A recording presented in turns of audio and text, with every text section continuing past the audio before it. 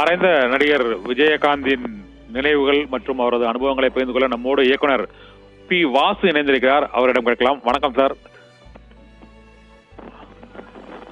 Sir வணக்கம் sir. Vijayakanth தொடர்பான உங்களுடைய நினைவுகளை எங்களோட துயரமான நேரத்தில் எங்களோட பகிர்ந்து கொள்ளுங்க சார். என்ன சொல்ல முடியுங்க, எப்படி ஒரு பெரிய இழப்பு, இந்த போற ஒரு இழப்பு, எதிர்பாராத இழப்பு.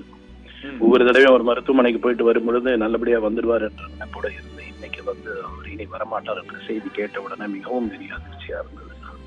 தாங்க முடியாத துயரத்துல எங்களுடைய திரை உலகத்தில் தள்ளப்பட்டிருக்கு.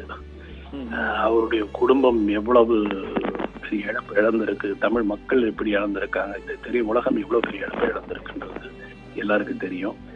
ஒரு நல்ல மனிதரை, ஒரு மாபெரும் மனிதனை, ஒரு நல்ல குணம் கொண்ட ஒரு மனிதனை, யாருக்குமே இல்லைன்னு சொல்லக்கூடிய ஒரு மனிதனை, எல்லாருக்கும் உதவி செய்யக்கூடிய ஒரு மனிதனை எப்படி நம்ம திருப்பி இன்னொரு விஜயகாந்த் நம்ம கிடைக்க போறோம்னு எனக்கு சொல்ல தெரியல. அது போல ஒரு எல்லா சகல இதுலயும் வந்து அவரை வந்து நான் அவரை வந்து மரியாதை கொடுக்குறேன், மதிக்கிறேன்.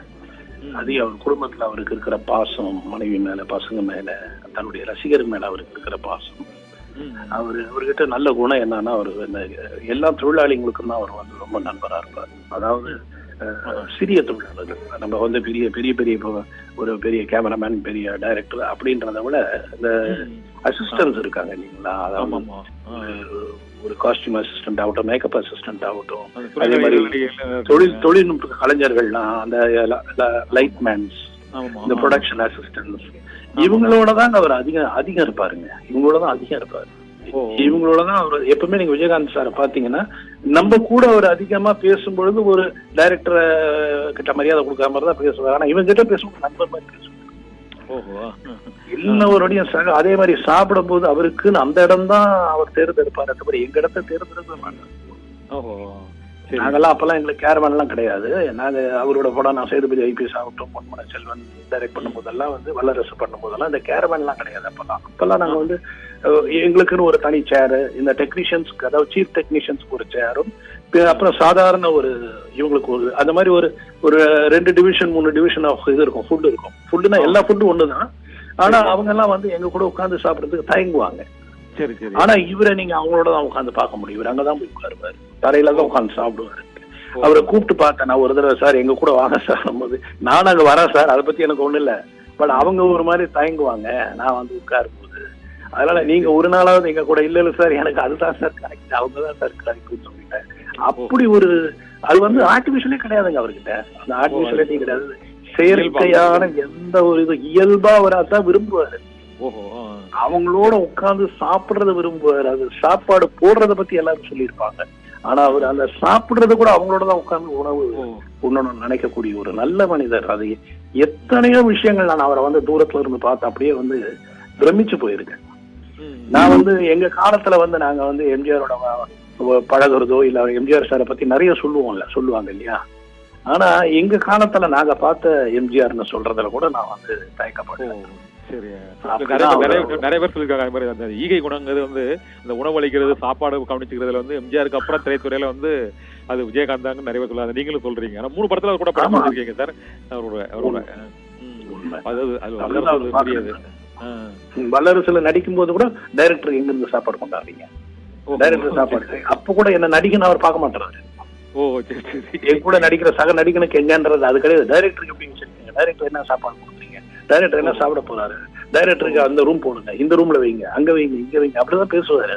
அதே மாதிரி கடைசியில மறக்க முடியாத விஷயம், அந்த கடைசியில கிளைமேக்ஸ்ல வந்து அவர் என்ன அடிக்கணும், நான் யாரு, நான் என்ன பண்ணன்றது தெரிஞ்ச அப்புறம் அவர் வந்து என்ன அடிக்கணும். அடிக்கும் பொழுது அவர் வந்து கதையெல்லாம் கேட்டுட்டாரு, எல்லாம் பண்ணிட்டாரு, அவருதான் என்ன கூப்பிட்டாரு, அவருதான் என்ன நடிக்க சொன்னாரு, எல்லாம் பண்ணாரு. ஆனா அந்த கிளைமேக்ஸ் சீன் வர வர வர வர அவர் இந்த இடத்துல நீங்க நான் உங்களை அடிக்கணும் சார் அப்படின்னாரு. பரவாயில்ல சார், அதனால என்ன சார் நம்ம நடிக்கணும்னு வந்துட்டு அதான இல்ல சார் என்னால முடியல, நான் ஒண்ணு பண்றேன் சார், அந்த வேட்டி எடுத்து தலையில போட்டுறேன் சார், உங்க முகத்துல முடிடுறேன், அதுக்கு மட்டும் நீங்க வந்துடுங்க, அதுக்கப்புறமா உங்களை நான் அடிச்ச பிறகு அந்த வேட்டி எடுக்கும் போது உங்களுடைய ஃபேஸை நான் காட்டிடுறேன், நீங்க ஒரு 1/2 மணி நேரம் வந்துட்டு போயிடுங்க சார் சொல்லிட்டு வேட்டி எடுத்து என் முகத்தை மூடிட்டு வேற ஒருத்தரை தான் அடிச்சாங்க.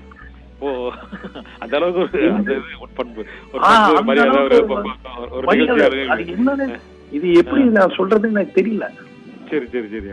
அவர் எந்த அளவுக்கு நான் மதிக்கிறது, அவரை எங்க கொண்டு போய் பேசுறதுன்னு தெரியல. வந்து பேசுனா ஏதோ, ஏன்னா இன்னைக்கு அவர் இல்ல நம்ம சொல்லலாம், ஆமா ஆமா ஆமா.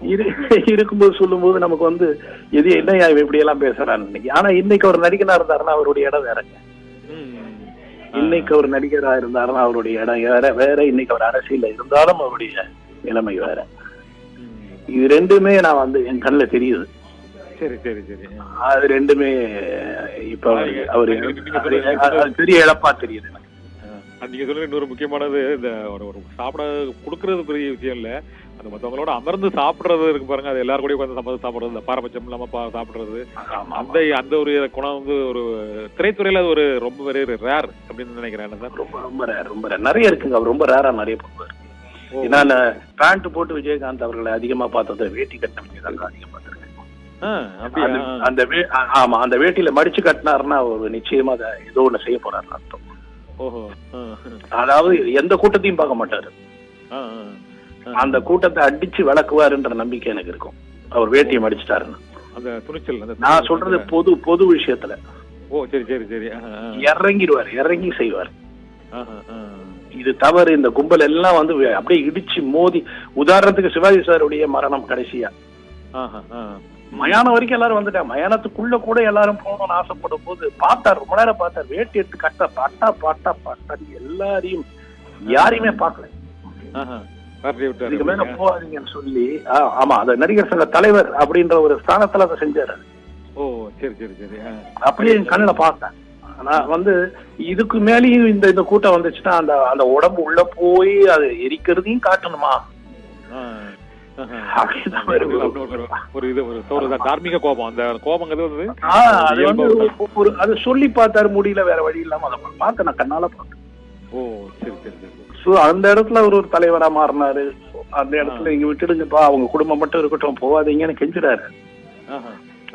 அந்த மாதிரி எல்லாம் அவரை வர்ணிக்க முடியாதுங்க. அவரை பத்தி சொல்ல முடியாது. அந்த குடும்பம் அதை எப்படி தாங்க போகுதுன்னு தெரியல, ரசிகர்கள் எப்படி தாங்க போறாங்கன்னு தெரியல, நம்ம மக்கள் எப்படி அதை வந்து ஈடுகட்ட போறாங்க தெரியல. அவ்வளவு பெரிய இழப்புங்க அவருடைய மரணம்.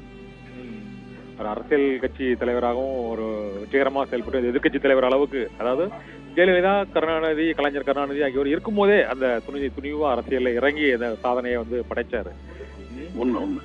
அதே மாதிரி திரைத்துறையிலயும் அவருக்கான ஒரு பாதை தனியா இருந்தது. நீங்க அவரோட திரையில மட்டும் கிடையாதுங்க, அரசியல்ல கூட எல்லாருக்கும் ஒரு தலைவர் இருந்தாங்க. ஆமா ஆமா ஆமா. ஆனா அவர் தலைவர்களை தலைவரா ஏத்துக்கிட்டாரு. அவருதான் தலைவர். அவரா உருவாக்கின கட்சி, அவரா உருவாகி எடுத்துட்டு போன கட்சி அது அந்த சிறப்பு அவருக்கு இருக்கு. உண்மைதான். ஆமா ஆமா. பெரிய சித்தாந்தமோ கொள்கையோ அந்த மாதிரி வடிவமைக்காம அவரோட தனிப்பட்ட நன்மைகள், அவரோட எண்ணங்கள், அதை செயல்படுத்துவதற்கு அதுலயும் ஒரு தனித்துவம் அவருக்கு. ஆமா, நான் தான் சொன்னேன் சார், நீங்க வந்து ரோடு நீங்களே போட்டு போனீங்க சார். அவரு ரோட்ல போன உங்க ரோட நீங்க போட்டீங்க. உண்மைதான். அப்புறம் இந்த படத்துல இந்த வசனங்கள்லாம் பேசும்போது எப்படி சார் அவர் சரியா மனப்பாடம் பண்ணி பேசுவாரா? நீங்க அந்த காட்சிகளை எப்படி விளக்குவீங்க? அந்த அனுபவங்கள் ஏதாவது? சார், அவருக்கு காட்சியை விளக்கும் பொழுது அவருக்கு அந்த டைலாக் அவருக்கு ஒரு டைமிங் இருக்கு சார். ஓஹோ. அந்த டைமிங் அவர் வந்து ஒரு ரிதமிக்கா அந்த டைமிங் அவர் வந்து பிராக்டிஸ்ல வச்சிருக்காரு. நீங்க அவருடைய படங்கள்லாம் பாத்தீங்கன்னா, அவருடைய வசனங்கள்லாம் பாத்தீங்கன்னா, அவர் அந்த ரிதமை வந்து அழகா ஃபாலோ பண்ணிட்டாருன்னா அவருக்கு எத்தனை பேஜ் கொடுத்தாலும் பேசிடுவாரு. ஆனா அந்த ரிதமுக்கு அவர் போயிடுவாரு. அவருக்குன்னு ஒரு ரிதம் இருக்கு, அவருக்குன்னு ஒரு ஸ்டைல் இருக்கு, அந்த உச்சரிப்பு, ஒவ்வொரு நடிகருக்கு ஒவ்வொரு பேட்டர்ன் இருக்கு. அந்த பேட்டர்ன்ல அவருக்கு ஒரு ரிதம் இருக்கு, அந்த ரிதம்ல அவர் பண்ணுவார், பர்ஃபெக்டா பண்ணுவார் எல்லாத்தையுமே. அவர் அதே மாதிரி மிகைப்படுத்தி நடிக்கிறது ரொம்ப கஷ்டம். அவருக்கு வந்து இப்படிதான் பண்ணணும் அப்படின்னா அவரா அவருடைய கேரக்டர் பார்த்துப்பாரு, அந்த கேரக்டர்ல பண்ணுவாரு. கோவத்தை கூட சிரிச்சுக்கிட்டு தான் பண்ணுவாரு. நீங்க பாத்தீங்கன்னா பாருங்க, அவருடைய கோவத்துல ஒரு சிரிப்பு இருக்கும்.